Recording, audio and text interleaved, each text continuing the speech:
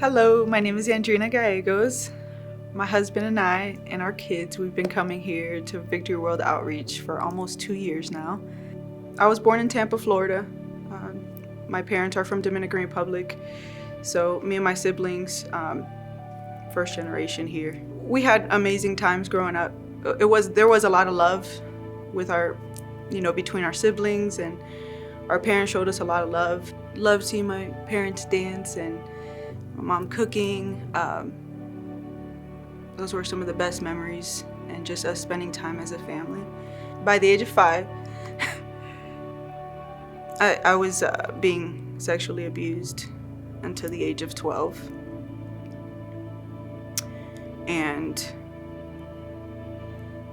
that was a big turning point in my life. Just a ton of abuse between my parents, and alcoholism, that's always been in the picture. When my parents split up, we became homeless, sleeping in cars, sleeping at different people's houses.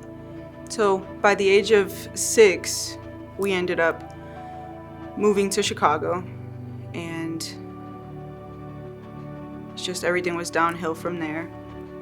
There was times that I would be sleeping at people's houses and I didn't even know who they were. We had all of our things in black garbage bags just roaming. There was this one time that we left all of our belongings at a friend's house, and the garbage man came by and threw it away, being in black garbage bags, not knowing that it's, somebody's belongings. And I remember I was like 7, 8 years old, and I was in the alleyways digging for clothes because I didn't have anything. As time went by, just started realizing we're just so dysfunctional. So from Chicago, we ended up traveling out to Massachusetts with some family. And then I moved down to Florida, and we were still in the streets, still couch hopping. My dad, he was in Florida the whole time, a drug addict and an alcoholic. My mom, she caught a case. She went to jail for a while. And in that process, I stayed with my older sister at the time. When I stayed with her, her boyfriend at the time also sexually abused me. So it was just like back to back, from my sibling to my stepfather to my sister's husband. So every male figure just failed me. My mom came out of jail and she was trying to get us back, and she wasn't prepared. And the social workers came and took me. I was the one that was underage. So I went to foster care. I went to a few different homes. And at that time I was dealing with crippling depression, and I just wanted to be home. I got the phone call one day that my mother was getting deported. She was at the deportation center. She didn't get to say bye to anybody. And when I got that phone call, I just felt like that's it, my world is done. And I remember just crying to God, like how much more? I had I believed in God, but I didn't know him. I just remember going down on my knees and just praying, please, if you could hear me, just give me the strength to keep going. And I'm 12 years old at this time. So by the age of 20, I ended up getting into an abusive relationship. I ended up getting pregnant, and the person I was with convinced me to get an abortion. And I didn't want to, but I was in fear. I was alone. I felt such guilt and such shame, and I knew it was wrong. Lived with that for a while, just tried to suppress it just like everything else. So I got deeper into alcohol, got into party drugs.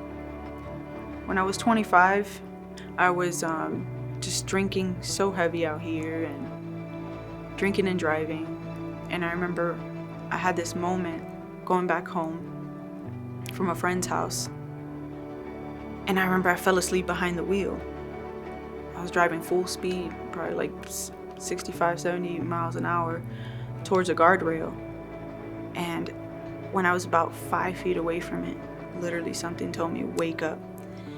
And I woke up and I started turning the wheel.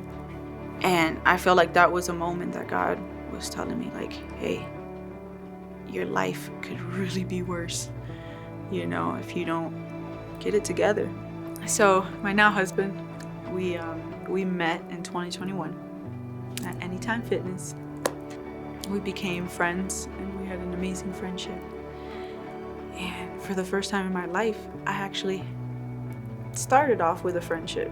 In 2022, we quit drinking together, and from then on, our lives just started changing. Started getting away from certain friends, certain habits. Dre came to me and told me, like, hey, you know, I think what's missing here is, like, we're spiritually empty. I knew that it was true, you know, especially with the life that I lived. And we bought a Bible, started reading together. I remember telling him, like, if there's one thing that I don't want to do is go to church. Because I was just so, like, you know, hurt from just my past and seeing the things that I seen and just the way that my family presented it to me. It was not in the best light. We ended up coming to Victory World Outreach, and since the first day we stepped in here, we never left.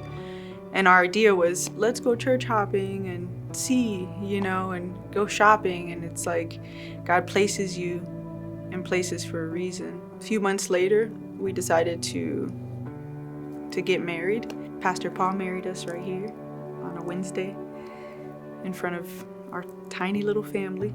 Almost a year to this date, we got baptized, and it was amazing. You know, I never thought in a million years that I would be on this journey, walking with Christ. I was cold for so long, and I feel like He's just renewed my heart, cleansed my mind. And even though I still go through struggles till today, it's so much easier having God in the center of my life, having a wonderful husband and wonderful kids that I love so much. The person that sexually abused me from 6 to 12, I remember they brought it up on the phone call, and God put it on my heart to talk about it right then and there. I told him, I said, you did this to me, and it hurt me. You know, I forgave them before that, but it was refreshing to be able to actually tell them, and he was able to apologize to me, and the little girl in me cried, and I was just so grateful. It was honestly one of the pivotal moments to this journey. And I just feel so blessed to have made it out of that mud. Had close encounters. You know, I could have been easily a product of my environment. I'm the first one saved out of my family, first one truly walking with Christ, and they feel it and they see it on me. And it's so important to me to never backslide, so they could see and they could feel Christ's love through me. Because if He could do it for me, He could definitely do it for them.